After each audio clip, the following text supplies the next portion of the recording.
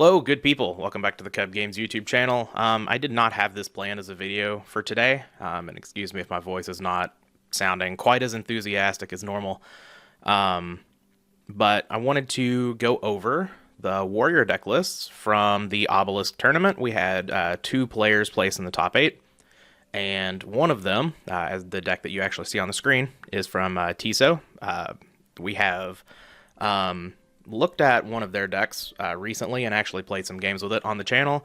The other is MrBigNoodle. We're going to look at the Tiso list first because it is fairly close to the list that we've already sort of profiled, gone over on the channel. And there aren't a whole lot of changes there, and it's fairly standard with a couple of little things here and there.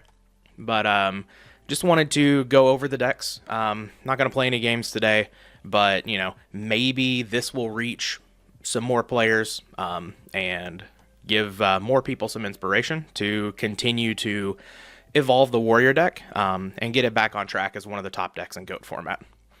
So we have the obvious BLS, we have 3 copies of Blade Knight, we have Breaker, DD Warrior Lady, Don Zalug, Exiled Force, 2 copies of Kuhb. One of the spicy inclusions is the 2nd Mystic Swordsman level 2, and this is bad for my wallet because I'm going to have to buy another Ultimate Rare, but, you know, whatever. 1 Sasuke, 1 Tribe Infecting Virus. So, pretty standard lineup of monsters other than the 2nd level 2. But understand the reasoning behind this. We're really targeting Turbo, and I think that's perfectly fine place to be. Turbo obviously has grown in meta share, which is kind of scary. Because Turbo has, you know, been the best deck in GOAT format for a very long time. So to see it actually seeing more play, while the deck that was supposed to counter it in Warriors dropping a little bit, it's a little bit scary for the metagame. But Turbo's beatable, and I've been a big proponent of Warriors being able to do something sort of to counteract the plan that Chaos Turbo's bringing against it. Spells, of course, we have the Trinity. I'm just going to move Pot of Greed up here. You have the Trinity, Heavy Storm, MST, 2 Knock, Prima, 2 Rhoda, 1 Snatch Steal. We don't have any fluff in Smash and Ground or Book of Moon or anything like that. I've actually been very impressed with Smash and Ground recently in the format, so I don't hate like an inclusion of that. I don't really like Book of Moon in the main, even though it is a fairly versatile card. It's just kind of lacking in power level. So I do like these spell lineups that are kind of just small. We've got the good cards, and that's where we're going. No fluff, no flex slots or anything in the spells. Traps. We have Call of the Haunted. We have 3 copies of Dust Tornado, which I know we've talked about before in an earlier video. But Tiso basically, you know, just wanted all of these in the main to free up some sideboard slots. The Dust Tornado is just, you know, a fairly versatile, I guess not versatile, but it's a card that's just never going to be dead. Even if you are hitting like dead Noblemen's, dead Dust Shoots game 1s against Chaos Turbo that they're setting, it's not dead. It's still taking out a card, and it's just going to be able to hit something in almost every single matchup. And also the second effect of the Dust Tornado, to be able to set something from your hand, can set up some sort of like big pushes with Call of the Haunted. Or if you want to like make sure to protect your Ring of Destruction or something along those lines, you're able to do that with a Dust Tornado. So I have played around with 3 Dust Tornado quite a bit in the past. I really like this card. I really like freeing up the sideboard slots. So I don't hate this at 3 in the main. It is a bit of a hard sell to somebody to play 3 of these whenever Chaos Turbo is the best deck, and it's not the best in that matchup. But, you know, it's not the worst to have in post board, honestly. So you take a little bit of an L playing all 3 copies of Dust Tornado in the main against Chaos Turbo, but you get to free up the sideboard slots, and again, it's not the worst card to have in your deck. And, you know, you're already targeting Turbo with the 2nd level 2 and just your entire monster lineup, your entire deck, to be real. So you can take an L on playing an extra 1 or 2 Dust Tornadoes, I think. Probably fine. Of course, we have Mirror Force, Ring of Destruction, 2 copies of Sakuretsu Armor, 3 copies of my favorite card in GOAT format, Solemn Judgment, 1 Torrential Tribute, and then we have all 3 Trap Dust Shoots. I've been a big fan of this card. Doesn't really need explaining anymore. I think every single person should be playing 3 of these in Warrior. period. But that's just me, but I think that is becoming quite standard in the deck. So let's get on to the side. We have one Ashura Priest. I know Tiso was playing 2 copies of Wanghu in the last version of the deck. There was some discussion in the Warrior channel in the Discord server. And I know Ashura Priest was brought up, and, you know, bringing in more lights was brought up. So maybe this was a holdover from that. I'm not totally sure. But Ashura Priest is a good card. I have run it a lot in Warriors as well. I prefer Wanghu because it is it's better against like more decks, I think, and it's kind of a blowout if you have it early on. But I've opted to do a split. I think for most of the lists that I've played, even though I am a big fan of triple Wanghu. Of course, I don't know what Tiso was trying to target going into the format, what sort of meta that they thought was gonna be going on, but can understand Ashura Priest. And I see actually no copies of Wanghu. So maybe just expecting a field of not very much that Wanghu would be good against, honestly. And that makes a lot of sense to me. 1 Chaos Sorcerer, love this card on the side. We have 2 copies of Spy, 1 Magician of Faith, 1 Spirit Reaper, 1 Zombra, and of course the 2 Mobius. I like all of this. I love the Magician of Faith in the side. I love Spirit Reaper in the side. Everybody's going to be taking out their Nox game 2 and 3, especially if you're in a tournament like the Obelisk where you know you're just going to be playing against good players. They're likely, unless they've scouted that you're bringing these in certain matchups, they're likely going to be taking out their Nox. So you can set the Spirit Reaper freely against all of the other aggro decks. You can set the Magician of Faith freely, pretty much. I think those combo well with double Mobius. I am a big fan of double Mobius in the side of Warriors, especially if we're playing 2 Gravekeeper Spy. Just makes a whole lot of sense there. Of course, the Zombra card that I haven't been super high on. It is searchable by Rhoda, so I do like it in the deck. I understand that. Generally, I have opted for a 3rd copy of Spy, but I've come around to Zombra a little bit more. Just being able to be searched by Rhoda is pretty huge. Spells, we have 1 Book of Moon, 1 Smashing Ground. I mentioned that these could be flex slots in the main of spells, but I'm not a big fan of them there except for Smashing Ground. So opted to include them in the side. I like these a lot. 1 copy of My Body as a Shield. We've talked about this sort of at length a little bit. I love this inclusion. This is a card that I've tried out in the past, and yeah, I mean, you bring it in almost every matchup because everybody's bringing in battle traps, and it's just like it's a very easy, very clean answer to your opponent's sideboard strategy. So it's like a counter to a counter. Love it. We have 2 Widespread Ruin. No 3rd Sakuretsu anywhere. This could be one of those sort of fake outs. You know, if you get a bunch of good players in a tournament, a lot of players are going to be scouting to see deck lists and stuff like that. So if you're playing 2 Widespread Ruin, 2 Sakuretsu, obviously Sakuretsu is just kind of like strictly better than Widespread Ruin. But if you're playing Widespread Ruin and your opponent sees it in a scouting match, they may think, you know, oh, well, this person's playing all 3 Sakuretsus plus Widespread Ruin when you're actually not. So, I don't know. You get a little bit of value there, potentially, from scouting, but I don't know.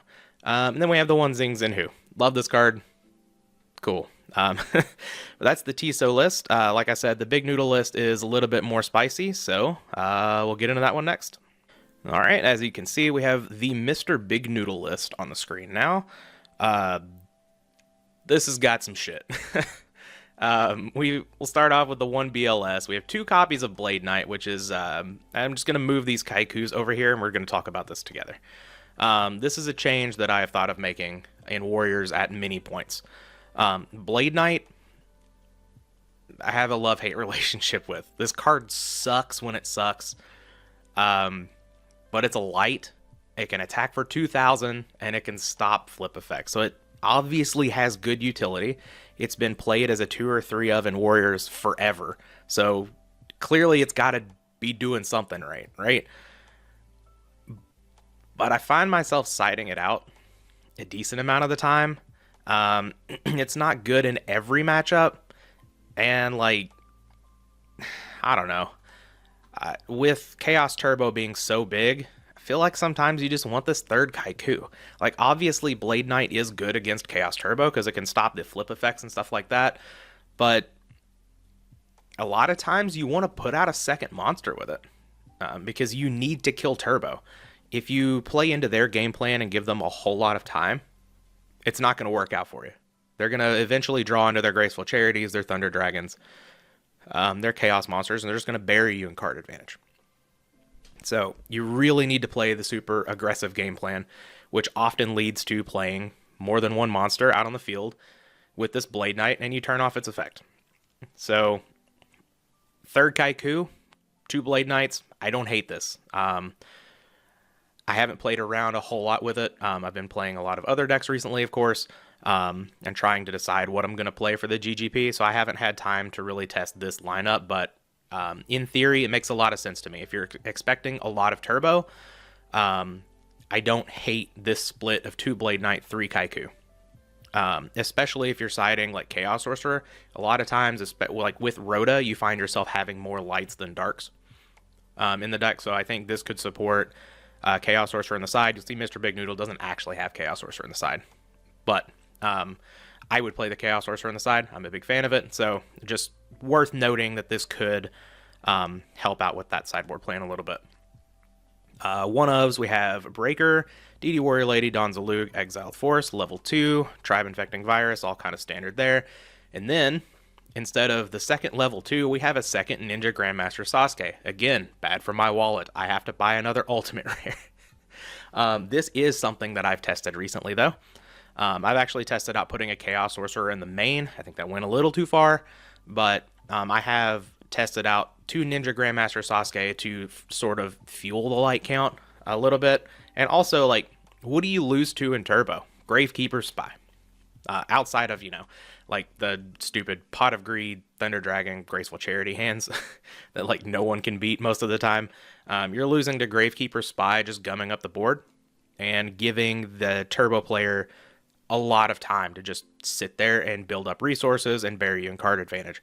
So Sasuke is very good in that matchup. And like everyone's playing, like a lot of people are playing Spy post board, so like it's even good in the mirror. The only like real deck it's not good against is like Earth Aggro, I guess. Not the best there, but even then sometimes you can catch like a DD Assailant in defense or something like that, but not super relevant in that matchup. But I do like Sasuke a lot, especially if you're cutting down on Blade Knights.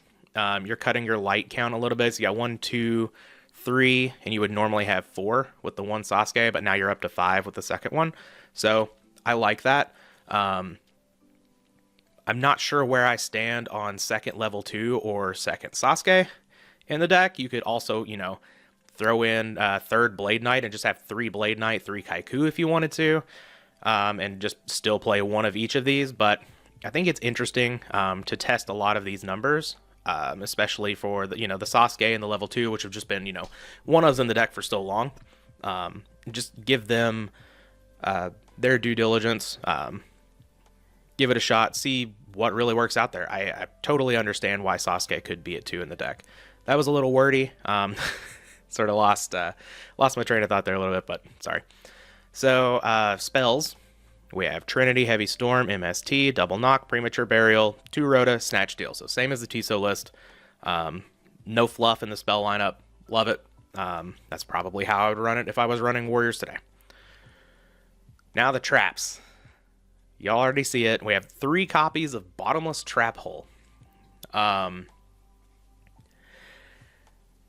Noodle is famous for loving this card. So I like this card a lot from my time of playing Yu-Gi-Oh! I have never liked it in GOAT format, but I get it. This card is good against Chaos Turbo, oddly enough. You just get rid of the Chaos monsters. They're gone for good. They don't fuel the graveyard anymore. A lot of times you'll see the Chaos Turbo opponent be like, oh, well, I have 2 Chaos monsters in hand. My opponent has a couple back row. But I only have like 2 lights, 1 dark in the graveyard. So I'll summon Chaos Sorcerer. If it dies, I can follow it up with this BLS immediately. Well, if they do that and you Bottomless Trap Hole it, it's just gone. And they don't get to follow it up with that BLS because you didn't put their Chaos Monster in the graveyard to fuel the dark and light count. It's good against Breaker. It's good against Zombara coming in post board. Scroll up, look at one of these deck lists, see if I'm missing anything. I guess it's good against Tribe. I guess it could exile, Thunder Dragon if they so choose to summon it. But I mean, that's pretty much it that it's going to be hitting in the deck. But those, of course, other than Thunder Dragon, those are pretty big to hit with the bottomless trap hole. So I like that a lot. I would give it a test. I guess is where I land on it. I see where this card could be very good in the deck, but I don't know about it at 3. That's a card that I would just have to play around with a little bit more, and I'll probably do that in the coming days when I decide to stream some more, do some more testing, because I really got to start ramping up the testing a little bit for the GGP. But yeah, 3 copies of Bottomless Trap Hole we have here, 1 Call of the Haunted, just 1 Dust Tornado. So this is another move that we made away from the Tiso list here. I don't think MrBigNoodle was really looking at the Tiso list and like, what differences can I do? But it is a bit different from the Tiso list. We have 1 Dust Tornado and we have 1 Zing Zinhu in the main. I know a lot of people are big fans of Zing Zinhu in the main, especially if you're playing Jar of Greed. Obviously, this list is not playing Jar of Greed, but Zing is a very powerful card. I don't particularly like it in the main personally, but I do understand its inclusion, and I do understand why you would only play 1 Dust Tornado right now. That's what I was a fan of until, Tiso released the list with the triple Dust Tornado in the main. But you'll see we don't actually have any Dust Tornadoes or Zings in the side. We're just kind of saying Burn's not going to be here, which I don't hate, actually. I hate siding dedicated cards for Burn in this deck, and really any deck, unless, all of my sideboard plans are already, full with with cards I want to bring out and cards I want to bring in. Then I'll throw some extra stuff in for Burn just because I have the room. But generally in Warriors, you don't have that room, especially when you notice there aren't any trap dust shoots in the main here. So after the Dust Tornado, we have, of course, Mirror Force, Ring of Destruction, we have Torrential. We have all 3 copies of Sakuretsu Armor in the main. This is, I think I played this at the GGP in Atlanta. Maybe I just played 2 Sakuretsus at the GGP. I know there was some tournament where I played 3 Sakuretsu in the main. Warriors was a little bit more prevalent at that point. And also, I don't hate Sakuretsu against Chaos Turbo. Like, it gets rid of the Chaos monsters, and then really, how are they beating you outside of that? Like, I guess they have their flips and whatever, but game 1, they don't have a whole lot of power going on. Now, obviously, it's not the best card. You don't really want to just be killing Dekoichis and stuff like that, but killing Spy, killing Tsukuyomi, killing Chaos Sorcerer, BLS, it's all fine. Tribe included. And then post board, of course, they're bringing in AJT sided Kinetic Soldier. You want to get rid of that. A lot of people are siding Zombaras. You want to get rid of all of those. So I don't hate Sakuretsu Armors. I think they actually just stay in against Turbo now. So, I mean, I guess if you have 3, maybe you can cut 1, depending on what you want to bring in. But I don't hate 3 Sakuretsu Armor in the deck. I've never hated that. I think it's perfectly fine. Of course, we have the 3 Solemn Judgments, which, best card in the deck, you're going to play 3. The side gets a little spicy again. We have 1 copy of Assura Priest, of course, and we have 1 Blowback Dragon, and I have no idea why, to be honest. I don't know. Blowback's good, clearly. It's an alright card, but justifying this over Zaborg or second Mobius, I'm not totally sure. Yeah, it's just not totally sure on this one. If it's already been posted in the Discord, I guess I could actually look that up right now. We have technology.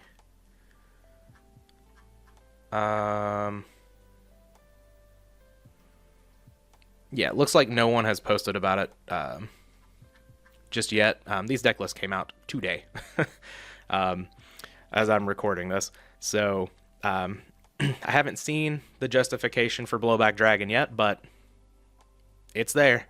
Again, I don't know how you can really justify this over Zaborg or Mobius or whatever. I guess it's a little bit more versatile. So I'll give it that.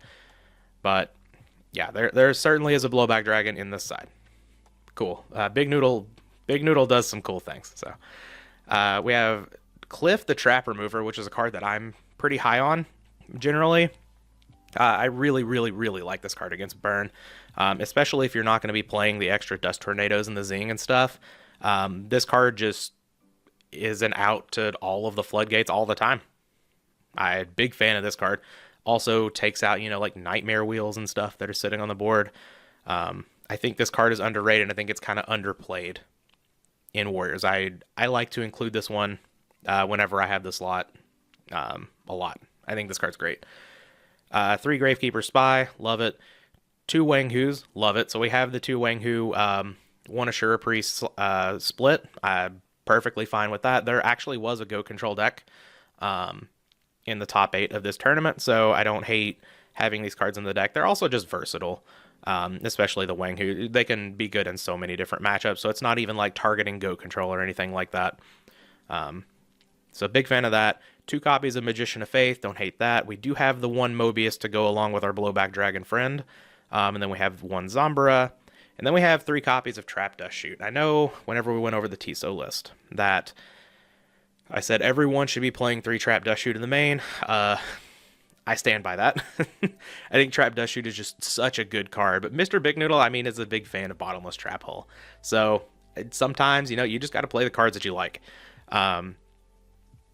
Personally, I would play the Trap Dust Shoots over the Bottomless Trap Holes in the main, and if you want to play the Bottomless, put it in the side. That's my opinion on it. Again, I haven't tested with Bottomless Trap Hole enough, really, but obviously they worked out in this instance, but I think Trap Dust Shoot, especially with Warriors being down, I guess it is, making a little bit of a comeback. Noodle and Tiso top 8ing here. Tiso in the team event taking 2nd place with their team. Maybe Trap Dust Shoot isn't as powerful because it's not good against Warrior, let's be real, unless you're going first and you have it exactly in your opening hand. But with Turbo still taking such a huge percentage of the meta and Warrior not having proven that it's totally back yet, I don't know. I think Trap Dust Shoot is still just ridiculously good and should be played at 3 in the main. But Noodle is a better player than I am. And Noodle obviously got the results. So, I don't know. Just giving my opinion on it. But, yeah, wanted to put this out here, just kind of cover the decks. I like to go over deck lists and sort of analyze what's going on. And, like I said in the beginning, maybe this reaches some people who want to play Warriors and who want to keep innovating and evolving the deck to bring it back to the top of GOAT format. I would love that. I love my Warrior deck. I would love to keep playing it. So, yeah, hopefully you guys enjoyed. We'll be back with the next video.